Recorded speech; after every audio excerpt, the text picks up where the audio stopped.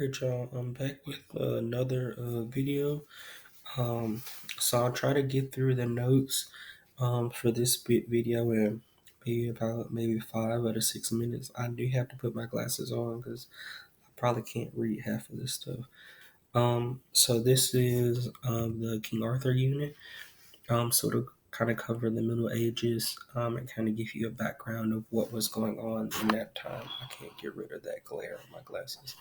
Um, so the Middle Ages was in between the 5th and the 15th century. And so this is kind of the fall of the Roman Empire.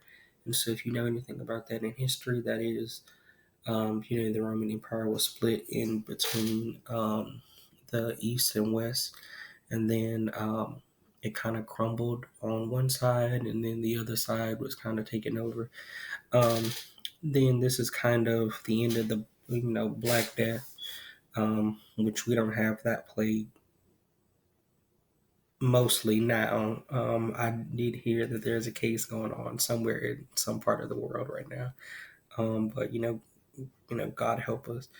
And then this is also during the time of the printing press. And so that is, kind of how we have books now because those things are able to have been printed. And one big um, help for the Bible was that this was able to allow for people um, to be uh, to be more well read now. So we'll kind of move through this. A legend is a story told about extraordinary deeds.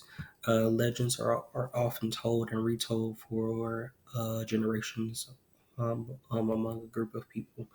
Um, and so this story is definitely a legend. We have so this story was kind of passed down and passed down. So kind of like Beowulf is kind of in that same vein. And so this story will have magic and myth and all that kind of thing going on inside of the story as well. And so this is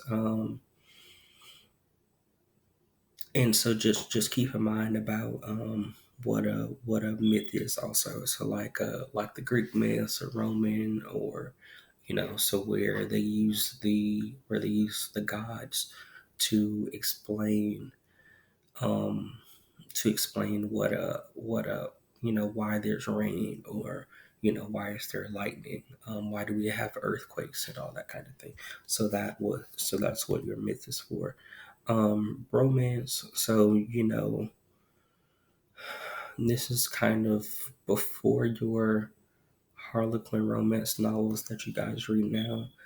um this kind of started off from more of a oral thing where they kind of talked about it, and then this has kind of been transitioning into more written. And so that's kind of whole the idea of a knight and a noble hero.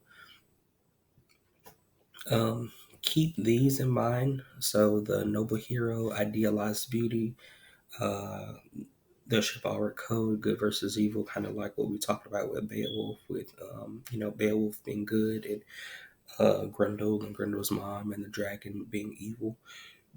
There is courtly love, guarantees, and adventures, and again, we will see magic. A motif is an idea, object, place, or statement that appears frequently throughout a piece of writing, which help contribute to the work's overall theme. So, just say, like in um, this story, I think maybe a motif might be um, courtly love, or it could be um, like a sword or a weapon, because you'll just kind of see as we read through. I don't want to kind of spoil that.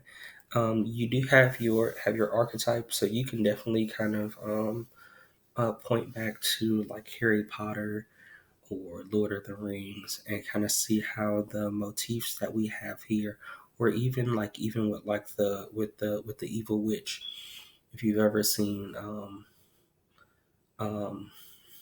what's that with Dorothy and Toto and that movie, um like the Garden of Eden, and Gandalf with you shall not pass, so all of that.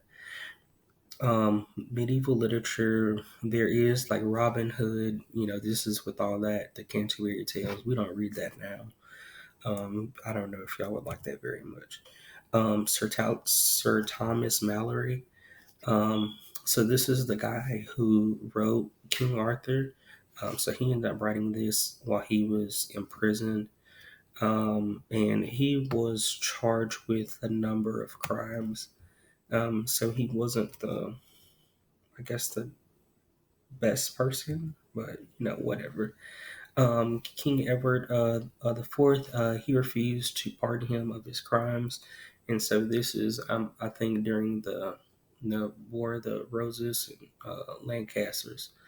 So that whole jazz. So he did not get out of prison, and so he ended up dying in prison. But while he's there, that's where he wrote all of the adventures of King Arthur and the Knights of the Round Table.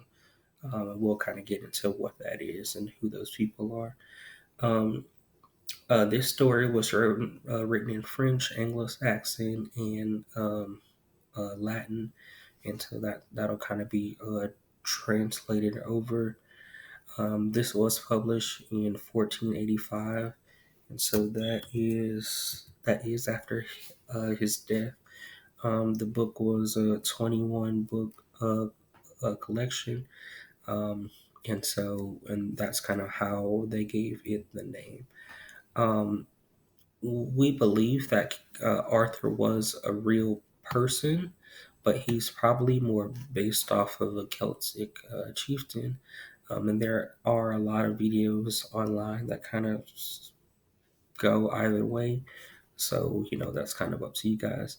Um, there was Camelot, which is Arthur's kingdom, which it is almost like this um, ideal place, and all those other settings that we have here. These are examples of um, older, or like more modern versions, but they're still pretty old. The idea of chivalry, which y'all kind of hear that now. Um, so it is just a knightly virtue that centers on honor and courtly love. And so we'll kind of get into more of that in a later video as we read through. This is the knightly hierarchy. So there's your king and your queen, and then under them are your duke and your duchess. And you can kind of look to England and other countries in Europe that kind of still have that going. And then all of those people that have a high social, social uh, s- uh, status are known as a sir and a lady. This is King Arthur's his genealogy, and we'll kind of get into that. So his dad was King Uther, his mom was Duchess Igraine, and Merlin gave that baby to Sir Ector and Lady Kay, and those are the people that end up raising him. And this is kind of about the graphic novel assignment. Probably ignore this date because that date is definitely separate. Um, and I haven't changed that yet. So if y'all have any questions, just shoot me a message. All right, guys.